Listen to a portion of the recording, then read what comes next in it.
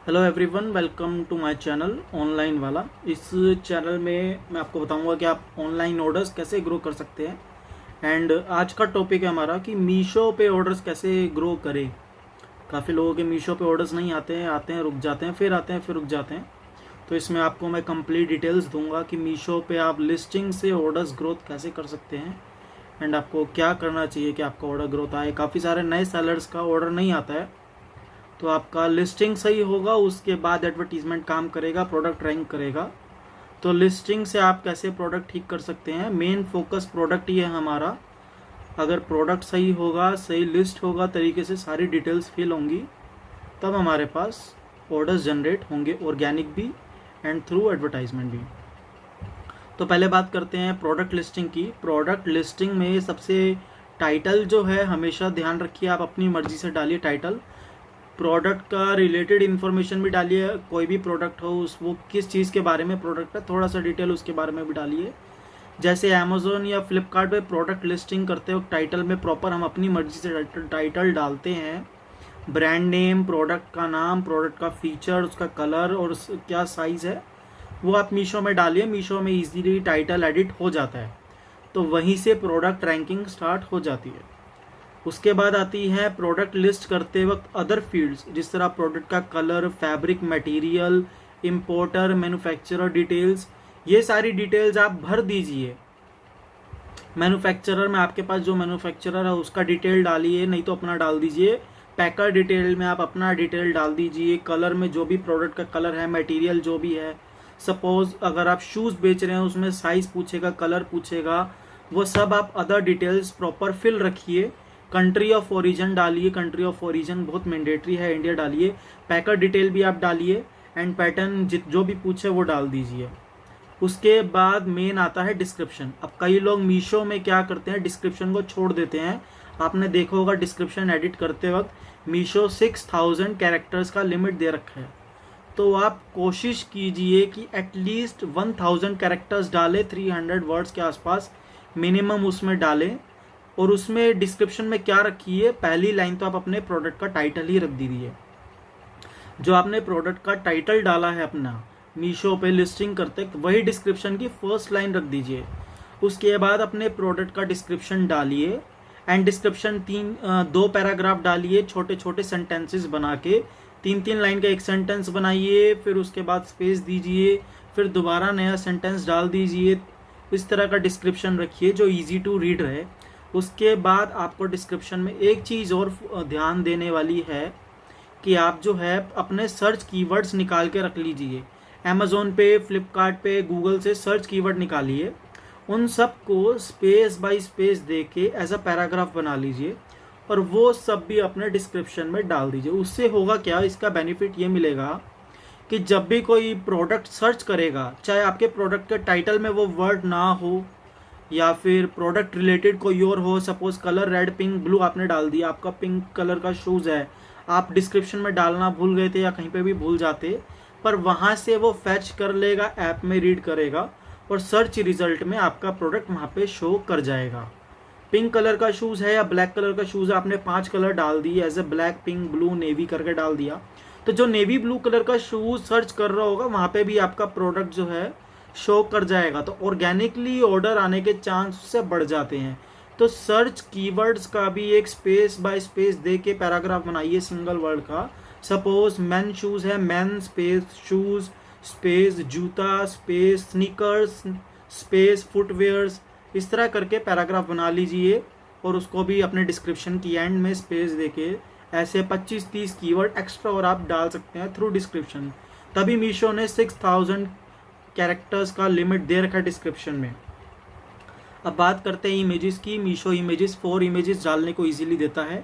मीशो का image quality जो है वो काफ़ी कम है, वो 400 पिक्सल्स बाय 500 में भी ले लेता है, पर आप मेक श्योर करिए कि आपका 720 पिक्सल या HD क्वालिटी में इमेज हो, उस पर कोई भी इंफॉर्मेशन या टाइपिंग ना हो तो मिनिमम हो।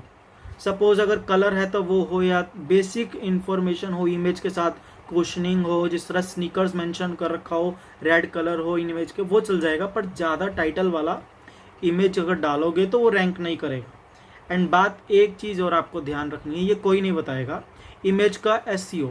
जब भी आप कोई प्रोडक्ट डालें, सपोज हमने बोला आप रेड कलर का शूज़ प्रोडक्ट लिस्ट कर रहे हैं मीशो पे, तो इमेज का भी रीनेम कर दीजिए, इमेज का रीनेम करिए। रीनेम कैसे करना है, इमेज को अपलोड करने से पहले उसका इमेज का रीनेम करिए। सपोज रेड शूज़ की आपके पास 4 इमेज है, front, back and left side, right side, front side और सोल का। तो आप इमेज के हर इमेज को रीनेम कर दीजिए। Suppose red shoes front, red shoes sole, red shoes का हील, इस तरह करके इमेजेस का रीनेम करिए। उससे होगा क्या, अगर आपका कल को डिस्क्रिप्शन या टाइटल में नहीं आता तो गूगल के थ्रू आपका इमेज में भी एसईओ होगा और इमेज से भी आपका प्रोडक्ट जो है रैंक करेगा, क्योंकि मीशो ने इमेज सर्च का भी ऑप्शन दे रखा है। तो इमेज में अगर आपका रीनेम हुआ होगा तो मीशो के सिस्टम पे इमेज का जो नाम होगा वो भी सेव हो जाएगा। तो एक वो भी हेल्प करता है आपको कि अगर कोई रेड शूज़ सर्च कर रहा है तो इमेज में अगर आपके रेड शूज़ इमेज का नाम होगा तो वो बैकएंड से सिस्टम में चेक कर लेगा और इमेज आपका रैंक कर जाएगा, प्रोडक्ट वहाँ पे भी शो हो जाएगा। तो ऑर्गेनिकली ये तरीका है कि आपका एक प्रोडक्ट और उसके इमेज से ऑर्गेनिक रैंक कर सकता है। कीवर्ड्स हमने डाल दिए। अब ऑर्गेनिक प्रोडक्ट रैंक में इसमें इतना जोर क्यों दे रहा हूँ, क्योंकि आप देखें मीशो पे कंपटीशन सेलर्स का काफ़ी ज़्यादा है and most of the sellers बस प्रोडक्ट लिस्ट करके एडवर्टीजमेंट स्टार्ट करना जानते हैं। अब होता क्या है, मीशो कहता है एवरी वीक नया प्रोडक्ट लिस्ट कीजिए। अब आप एवरी वीक कहाँ से इतने सारे प्रोडक्ट लाएंगे जब तक आपका बेसिक प्रोडक्ट या कुछ प्रोडक्ट पे स्टार्टिंग के ही सेल जनरेट नहीं होगा। मतलब बार बार प्रोडक्ट चेंज करेंगे तो आपका प्रोडक्ट वहाँ पे जो है लॉन्ग टाइम में जितना लंबा रहेगा उतना अच्छा सेल जनरेट प्रॉफिट नहीं दे पाएगा लॉन्ग टाइम के लिए। शॉर्ट टाइम के लिए तो आप बार बार चेंज कर सकते हैं, कोई प्रॉब्लम नहीं है। पर अगर आप लॉन्ग टाइम का लेके चले कि एक प्रोडक्ट मेरा 1 साल सेल दे कम से कम और अच्छा खासा प्रॉफिट जनरेट करे, उस पर आप मार्केटिंग इन्वेस्ट करो, तो आपको ये सब चीज़ों का ध्यान देना है। उसके बाद आती है सेलिंग प्राइस एंड एमआरपी। अगर आप मैन्युफैक्चरर हो तो एमआरपी आप डिसाइड कर सकते हो, सेलिंग प्राइस भी डिसाइड कर सकते हो। अगर आप होलसेल रिटेलर हो तो आपके पास एमआरपी फिक्स होगा, पर आप सेलिंग प्राइस तब भी डिसाइड कर सकते हो। अब सेलिंग प्राइस कैसे डिसाइड करना है मीशो पे ताकि आप प्रॉफिट कमा पाओ। फर्स्ट ऑफ ऑल 50 रुपये का प्रॉफिट पर ऑर्डर मिथ इसको छोड़ दीजिए।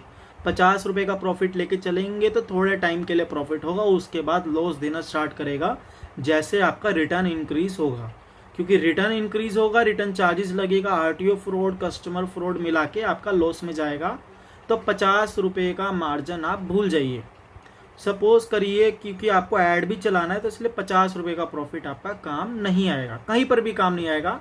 50 रुपये कंपनी बोलती है, पर आप 50 रुपये का प्रॉफिट मत लेके चलिए, चाहे कोई भी छोटे से छोटा प्रोडक्ट हो या महंगे से महंगा प्रोडक्ट हो।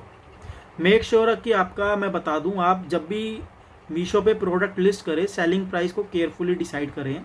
सपोज आपका प्रोडक्ट 100 रुपीज़ का परचेजिंग है, चाहे मैन्युफैक्चरर हो होलसेल रिटेलर, आपका परचेजिंग 100 रुपीज़ का है, उस पर आपने टैक्स दिया है। 5% टैक्स दिया तो 105 हो गया, अगर 18% टैक्स दिया तो 118 रुपये। तो हम मान के चलते हैं इंक्लूडिंग टैक्स हमारा प्रोडक्ट 100 रुपीज़ का हमारे को पड़ा है। अब हमने ऑर्गेनिक एसईओ भी अच्छे से किया है, प्रोडक्ट रैंक करने के लिए हमने कीवर्ड भी सही से डाला है, टाइटल भी डाला है, पर ऑर्गेनिक प्रोडक्ट रैंक थोड़े टाइम के लिए करता है, क्योंकि नया प्रोडक्ट होगा तो न्यू की वजह से थोड़ा ऊपर दिखेगा और ऑर्डर ऑर्गेनिक आ जाएंगे। पर 15 दिन बाद या 20 दिन बाद वो ऑर्गेनिक रैंक करना बंद कर देगा। वो सिर्फ कीवर्ड्स की वजह से फिर रैंक करेगा, कभी ऑर्डर आएगा कभी नहीं आएगा। तब हमारा काम आएगा मीशो का एडवर्टाइजिंग। तो मीशो को हमारे को एडवर्टाइज आज नहीं तो कल करना ही है, तो उसके लिए हमारे को पहले से ही उसका मार्जिन लेके चलना पड़ेगा। तो आप मान के चलिए कि 50 रुपये, फॉर एग्जाम्पल मिनिमम 50 रुपये आप पर ऑर्डर का ऐड का खर्चा मान के चलिए कि भैया, क्योंकि मीशो में क्या हो रहा है आपको भी पता है, हमारे को भी पता है कि जो पुराने सेलर्स हैं उनका आरओआई आना बंद हो गया है। कुछ का आ रहा है, बाकी सारों का बंद हो गया है। नए सेलर्स का वैसे भी आरओआई स्टार्टिंग में पीक करता है, 8-9 आरओआई तक जाता है सम कैटेगरी में, उसके बाद उनका भी नीचे आ जाता है 2-3 तक। 300 रुपये की ऐड चलेगी, 2 आरओआई कुछ भी नहीं है, इतना 500-600 रुपये का मार्जिन कोई नहीं लेके चलता। तो और इतना पॉसिबल भी नहीं है फ्रेंकली देखा जाए तो एक हद तक किसी भी प्रोडक्ट के अंदर। तो मीशो पे क्या करना है, अब 50 रुपये मिनिमम ऐड का खर्चा प्रॉफिट के अंदर मान के चलिए।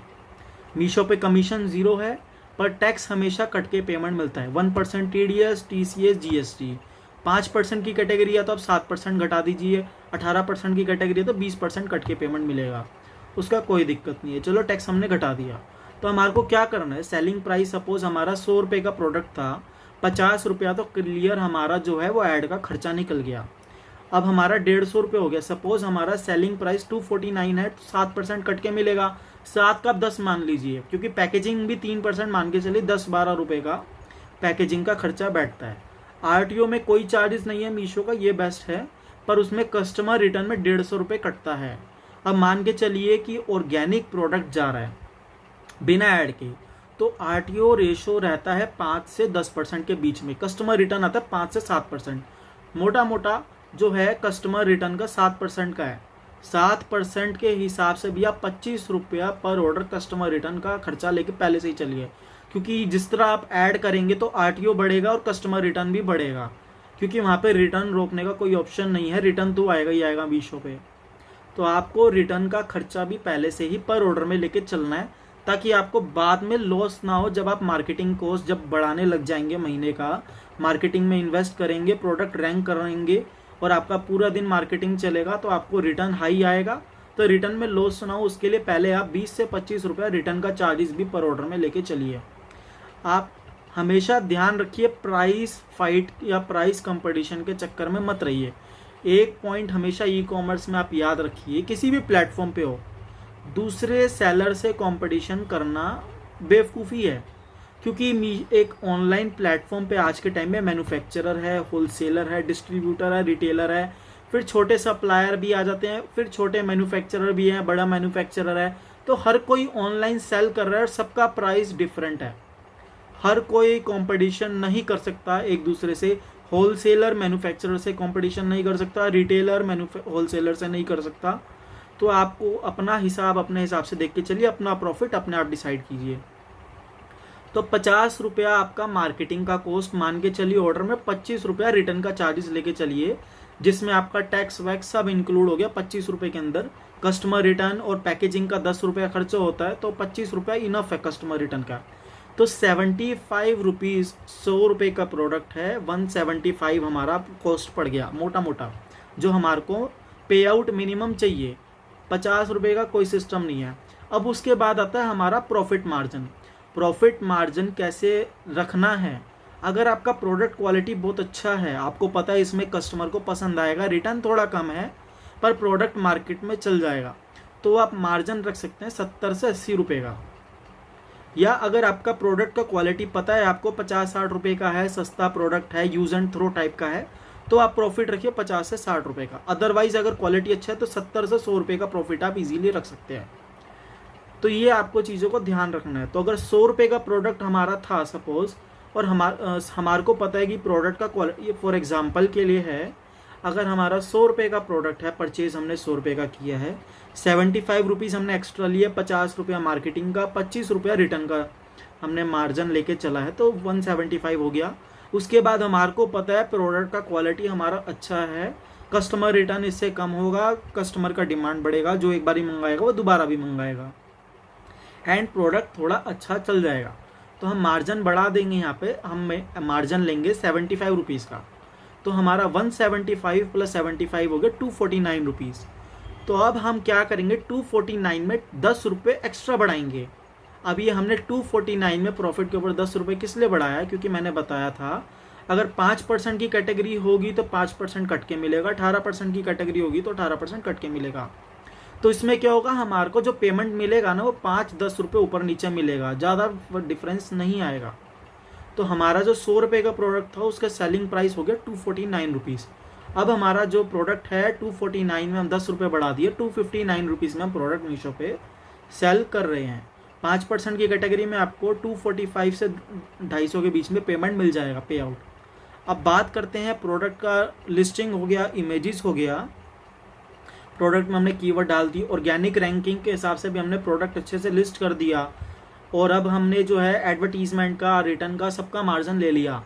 हमने 50 रुपये वाला मिथ छोड़ दिया, 50 रुपये वाला मार्जिन नहीं रखा, मार्केट कंपटीशन के हिसाब से नहीं चल रहे हैं, हम अपना प्रॉफिट अर्निंग के हिसाब से चल रहे हैं कि मीशो पे हमारा ऑर्डर जाए तो हमारे को प्रॉफिट जनरेट हो। तो हमारा प्रोडक्ट डिसाइड हो गया, प्रोडक्ट का कैटलॉग हो गया, लिस्टिंग हो गया। अब एक बात को और ध्यान रखिए कि प्रोडक्ट लिस्ट करते वक्त मीशो कहता है मैक्सिमम प्रोडक्ट डालिए एक सिंगल कैटलॉग में। अब क्लोथिंग कैटेगरी में क्या है, लोग 20-20, 25-25 वेरिएशन डाल देते हैं, कलर के, साइज़ के, टी शर्ट, पैजामा, ट्रैक पैंट सबके डाल देते हैं। आप ये गलती मत कीजिएगा। आप जो है प्रोडक्ट के कैटलॉग में 3 या 4 प्रोडक्ट रखिए और 2 या 3 मैक्सिमम वेरिएशन रखिए। प्रोडक्ट जितना लिमिटेड रहेगा, कस्टमर को जो रहेगा वेरिएशन कम मिलेगा, कस्टमर को चूज़ करने का ऑप्शन कम रहेगा, कस्टमर उसी में से ऑर्डर करेगा। सपोज आपने 10 टी शर्ट लिस्ट करी है, 10 कलर डाल दिए, 3 साइज़ है, साइज़ तो चलो हम मान लेते हैं, पर कस्टमर को हमने 10 कलर ऑप्शन दे दिए। अब कस्टमर को हमने 10 दे दिए, कस्टमर कहेगा मुझे और चाहिए, वो आपका प्रोडक्ट स्किप करके दूसरे प्रोडक्ट को सर्च करने लग जाएगा कि सिमिलर कलर में या डिज़ाइन में कोई और प्रोडक्ट मुझे मिल जाए प्राइस के अंदर, तो वो आपका प्रोडक्ट छोड़ देगा। तो जब भी आप फोकस करें तो 3 या 4 ही प्रोडक्ट डालें और उसके 1-2 साइज़ वेरिएशन डालें। अदरवाइज आपका ट्रैक पैंट है तो 2 ट्रैक पैंट या 3 ट्रैक पैंट डालें, उसके बाकी साइज़ के वेरिएशन डाल दीजिए। सिंगल ट्रैक पैंट है, एक सिंगल डिज़ाइन है तो 3 कलर डालें, बाकी 3-4 साइज़ के वेरिएशन डाल दीजिए। वो प्रोडक्ट लिस्टिंग बेस्ट रहती है क्योंकि उसमें कस्टमर को लिमिटेड ऑप्शन मिलता है हमारे पास से। अगर उसको डिज़ाइन पसंद है तो वो कलर चूज़ करके ऑर्डर कर देगा, अगर उसको डिज़ाइन पसंद नहीं है तो वो प्रोडक्ट पे आएगा ही नहीं। और हमने एक कैटलॉग में उसको 8-10 डिज़ाइन दे दिए तो उसको और डिज़ाइन चाहिए, फिर वो प्रोडक्ट छोड़ेगा और दूसरे प्रोडक्ट देखेगा, रिलेटेड प्रोडक्ट में सर्च करेगा। तो प्रोडक्ट लिस्टिंग करते वक्त इस चीज़ का भी आप ध्यान रखिए। अब लास्ट में आता है हमारा एडवर्टीजमेंट मार्केटिंग। मीशो पे मार्केटिंग बहुत ज़रूरी है, बिकॉज बिना मार्केटिंग के आपका ऑर्डर आएगा ही नहीं। अगर आप मीशो का ऐप या वेबसाइट भी चेक करेंगे तो एक पेज पे मैक्सिमम 30 या 40 प्रोडक्ट लिस्ट होते हैं जो हमारे को पेज 1 पे दिखते हैं। 30-40, पहले तो 14-15 आते थे, फिर उन्होंने 20-25 करे, अब 30-40 से ऊपर प्रोडक्ट नहीं आता स्क्रॉल करने पे, उसके बाद कोई सर्च भी नहीं करता। और जैसे जैसे प्रोडक्ट का डिमांड बढ़ रहा है तो प्रोडक्ट नए आ रहे हैं मीशो पे, कंपटीशन सेलर्स का बढ़ रहा है, तो अब ऐड तो मैंडेटरी हो गया है, ऐड रन करना ही पड़ेगा एट एनी कॉस्ट। अब हमने ऑर्गेनिक लिस्टिंग किया है तो उससे थोड़ा सा बेनिफिट मिलता है कि प्रोडक्ट थोड़े लंबे टाइम तक टॉप में रहता है। उसके बाद ऑर्डर बंद, तो हमारे को ऐड तो करना ही पड़ेगा। अब पहली टिप ऐड करने के लिए, जब भी आप एडवर्टाइजमेंट करें मीशो पे, नया प्रोडक्ट लिस्ट करें, अप्रूव होते ही 24 घंटे बाद उसका मार्केटिंग स्टार्ट कर दीजिए लो बजट के साथ। सीपीसी कैंपेन रन कीजिएगा, बट मिनिमम सीपीसी के साथ आप नए प्रोडक्ट का ही कैंपेन स्टार्ट कर दीजिए। क्योंकि अगर आपने नए प्रोडक्ट का कैंपेन स्टार्ट कर दिया, ऑर्गेनिक लिस्टिंग से प्रोडक्ट ऊपर रहेगा पर कैंपेन से उसकी विजिबिलिटी टॉप पीक पे रहेगी। अभी 1000 लोगों को दिखता था, अब 5000 लोगों को दिखेगा। और मिनिमम सीपीसी बिडिंग से, सपोज अगर 10 पैसे का है मिनिमम स्टार्ट हो रहा है और रिकमेंड 50 पैसा कर रहा है, तो आप 10 पैसे का सीपीसी रखिए। चाहे आपके प्रोडक्ट पे एड स्पेंड 0 हो, व्यूज़ आएंगे, इंप्रेशंस बढ़ेंगे, प्रोडक्ट का लिस्टिंग विजिबिलिटी इंक्रीज होगा और ऑर्डर जनरेट होगा, नए प्रोडक्ट पे होगा। तो आप क्या करिए, आप नया प्रोडक्ट जब भी कैटलॉग लाइव हो उसका आपके पास स्टॉक रखिए और कैंपेन उसका रन कर दीजिए तुरंत प्रोडक्ट का लाइव होते ही। मिनिमम सीपीसी, ऑटोमेटिक कैंपेन मत रन कीजिएगा, ऑटोमेटिक में वो हाई पे ले जाएगा और एक दिन में डेली बजट 300 रुपये उड़ा देगा। आपको मिनिमम सीपीसी पे कैंपेन रन करना है नए प्रोडक्ट कैटलॉग का। एक बात हमेशा ध्यान रखिए कि 300 रुपये का जो डेली बजट का कैंपेन होता है आपको वो चलाना है और उसमें 2 कैटलॉग से ज़्यादा कभी नहीं रखना। मीशो रिकमेंड करता है कि आप 20 कैटलॉग्स रख सकते हैं, पर आपको हमेशा 300 रुपये के कैंपेन में 2 से ज़्यादा कैटलॉग नहीं रन करना है, क्योंकि हमारे को ये देखना है कि हमारे कौन सा कैटलॉग परफॉर्म कर रहा है और कौन सा कैटलॉग कम खर्चे में ज़्यादा ऑर्डर्स दे रहा है। क्योंकि हमने 50 रुपये ऑलरेडी मार्जिन ले लिया। अब आपने देखा होगा मीशो पे सेम प्रोडक्ट होता है और मल्टीपल सेलर्स उसको बेच रहे होते हैं 10-10, 20-20 रुपये के कंपटीशन के अंदर। हमने 10-10, 20-20 रुपये का कंपटीशन रखा ही नहीं। प्रोडक्ट हमारा अगर सिमिलर भी है तो भी हमारा प्राइस थोड़ा अच्छा रहेगा, कस्टमर को मिलेगा प्राइस डिफरेंस, कस्टमर मे भी क्वालिटी की वजह से आपको ऑर्डर कर देगा कि इसका प्राइस थोड़ा इंक्रीज है, बेटर क्वालिटी होगा, इसलिए वो चांस ले लेगा। एंड हर कस्टमर इतना नहीं होता कि वो पूरे दिन ऐप में चेक करता रहे प्राइस के चक्कर में, तो उसको प्रोडक्ट चाहिए होगा, प्राइस मिल रहा होगा तो वो ले लेगा, क्वालिटी के चक्कर में ऑर्डर कर देगा। तो हमने क्या करना है, नए कैटलॉग पे मिनिमम सीपीसी पे कैंपेन रन करना है। मीशो पे 2 कैटलॉग डाल दी है, नहीं एक है तो सिंगल डाल दीजिए, कोई दिक्कत नहीं है। अब मिनिमम से क्या होगा, हमारा एड स्पेंड कम होगा, विजिबिलिटी हाई होगा। आफ्टर सम टाइम अब ये कैंपेन स्ट्रेटजी है, अभी आपका नया कैटलॉग था, ऑर्गेनिक ऑर्डर आ गया, ये सारे स्टेप्स फॉलो करके आपका दिन में एक सिंगल कैटलॉग का 10 से 15 ऑर्डर आना स्टार्ट हो जाएगा within a week. Second week में आप क्या करेंगे, आप देखेंगे अपना कैंपेन, देखेंगे कितना एड स्पेंड हुआ, आप चेक करेंगे ROI। मीशो का कैंपेन रन करते वक्त एक चीज़ का हमेशा ध्यान रखिए, नॉर्मल मीशो को जो कस्टमर रिटर्न है वो 7% है, RTO 10% है।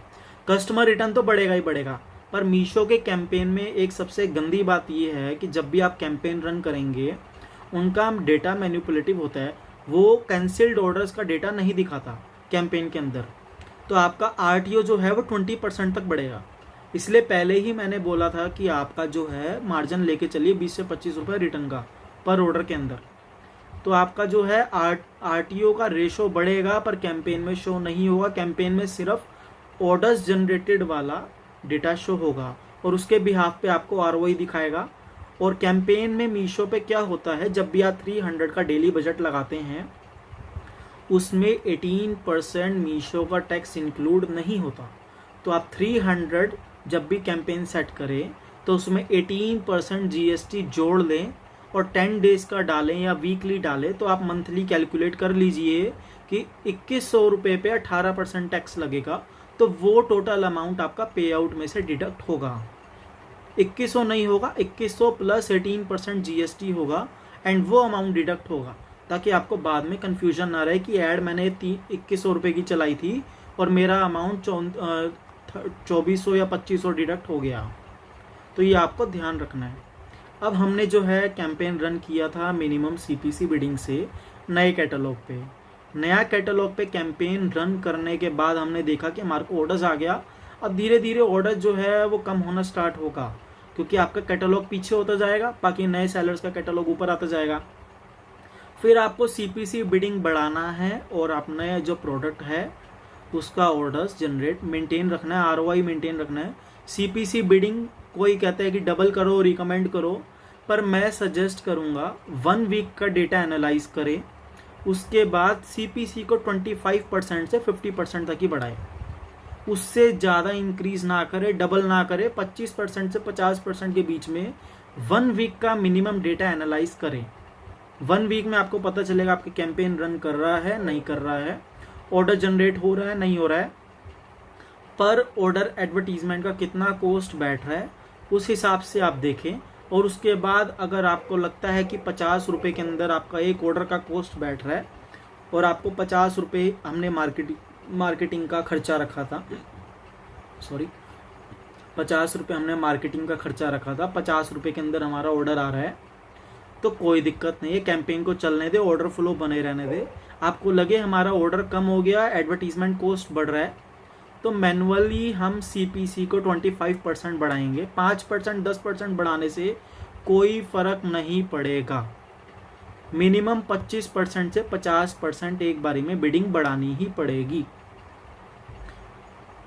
और इसी तरह हर वीक का डेटा एनालाइज करें, फिर बिडिंग एडजस्ट करें। 20 से 25%, 30%, 40%, 50%। 50% से ज़्यादा मत बढ़ाइए, कैंपेन एग्जॉस्ट होगा, बहुत जल्दी बजट कंप्लीट होगा, आपका पेमेंट बहुत जल्दी ख़त्म होगा, एडवर्टीजमेंट का कैंपेन का यूटिलाइजेशन बहुत जल्दी होगा। 15-15 मिनट में जो है आपका कैंपेन का पूरा बजट ख़त्म हो जाएगा, चाहे 1000 रुपये रखें, 2000 रुपये रखें। कैंपेन को समझदारी से चलाएं एंड डेटा एनालाइज करते रहें। ये सारे स्टेप्स थे मीशो पे ऑर्डर ग्रो करने के लिए। नए सेलर्स, पुराने सेलर्स को तो काफ़ी एक्सपीरियंस होता है अपने कैंपेन या लिस्टिंग वगैरह करने का, तो बेसिकली नए सेलर्स को जिनको भी प्रॉब्लम हो रही है मीशो पे ऑर्डर नहीं आ रहा पर्टिकुलर कैटलॉग का, ये सारे स्टेप्स फॉलो करके आप प्रॉफिटेबली पर्टिकुलर सिंगल कैटलॉग पे 30 से 40 ऑर्डर पर डे ले सकते हैं। और उसमें रिटर्न का भी खर्चा आ गया, प्रोडक्ट का भी आ गया, पैकेजिंग टैक्स सब इंक्लूड हो गया, और हमारे को महीने के आखिर में 10 से 15 हज़ार एक सिंगल कैटलॉग से प्रॉफिट हो जाएगा। इतना मुझे रफली एस्टिमेटेड आइडिया है कि आपको 10-15 हज़ार के लिए करीब करीब सिंगल कैटलॉग पे 1000 ऑर्डर, 2000 ऑर्डर इजीली आ जाएंगे, और 50, 60, 70 रुपये के मार्जिन से आपको इतना प्रॉफिट हो जाएगा। बाकी ऑर्गेनिक ऑर्डर जो आएंगे वो आएंगे, कैंपेन से आपको काफ़ी बेनिफिट मिलेगा क्योंकि हमने उसका मार्जिन ले लिया था। तो ये सारे स्टेप्स आप फॉलो करें और वीकली डेटा मेंटेन रखें, वीकली डेटा एनालाइज करें और हर चीज़ का आप रिकॉर्ड रखें। कंपनी के डेटा के ऊपर विश्वास ना करें, अपना भी उन पे करें, कंपनी के डेटा पे फुल्ली ट्रस्ट ना करें, कंपनी के डेटा पे ट्रस्ट करें, पर अपना डेटा अलग से ज़रूर मेंटेन रखें, चाहे एक्सेल में या सॉफ्टवेयर में जो भी यूज़ करना करें, या रजिस्टर में नोट करें, मैनुअली करें, पर कंपनी के डेटा के अलग आप अपना एक मैनुअल डेटा या इलेक्ट्रॉनिक डेटा ज़रूर मेंटेन रखें, जिससे आपको क्रॉस वेरिफिकेशन होगा, पता रहेगा कि कितना गलत हुआ है, कितना सही हुआ है, और उससे आपको जो है एग्जैक्ट अमाउंट का प्रॉफिट और एग्जैक्ट अमाउंट का लॉस पता रहेगा। और आपको फ्यूचर में ये भी पता चल जाएगा कि कैटलॉग पे कितना मार्केटिंग और बढ़ाना है, कितना मार्जिन और ले सकते हैं, कहाँ कितना मार्जिन दे सकते हैं, डिस्काउंट दे सकते हैं, अब सेल में प्रमोशन कर सकते हैं, नहीं कर सकते हैं, उन सब चीज़ों का भी। तो अगर आपको ये मेरा वीडियो थोड़ा सा भी इंफॉर्मेटिव डिटेल्ड वीडियो हो गया, काफ़ी लंबा वीडियो हो गया, 25-26 मिनट का हो गया, अगर आपको ये मेरा पसंद आया हो वीडियो, इन्फॉर्मेशन काम का लगा हो, तो प्लीज़ मेरे चैनल को सब्सक्राइब करें। और आपकी कोई भी क्वेरी हो किसी भी टॉपिक पे, मीशो, अमेजोन, फ्लिपकार्ट के सेलर अकाउंट पे, order growth, product listing, keyword targeting, किस तरह कीवर्ड टारगेट करना, हर किसी का अलग अलग राय होता है, विचार होता है, और उनका प्रोडक्ट टारगेट उस हिसाब से करता है। प्रोडक्ट को टारगेट करना, प्रोडक्ट रैंक करना काफ़ी मुश्किल है। प्रोडक्ट रैंक करें, नए सेलर्स को फास्ट एंड फॉरवर्ड में ऑर्डर्स कैसे जनरेट करें, जिस तरह ये मैंने बताया फास्ट फॉरवर्ड मेथड है। कई सालों का एक्सपीरियंस है मुझे, 5 साल हो गए ई कॉमर्स मार्केट प्लेस पे काम करते हुए, मल्टीपल प्लेटफॉर्म्स पे। उसके बाद मैंने आपको ये सारा डिटेल्स शेयर किया है। अगर आपको मेरा चैनल इन्फॉर्मेटिव लगा हो तो प्लीज़ मेरे चैनल को सब्सक्राइब करें, वीडियो को लाइक करें और कमेंट करके बताएं कि इन्फॉर्मेशन जो मैंने आपको दी है वो आपके काम की है, आप उसको सहमत हैं नहीं, आप अपनी राय ज़रूर कमेंट करके दें। Thank you very much.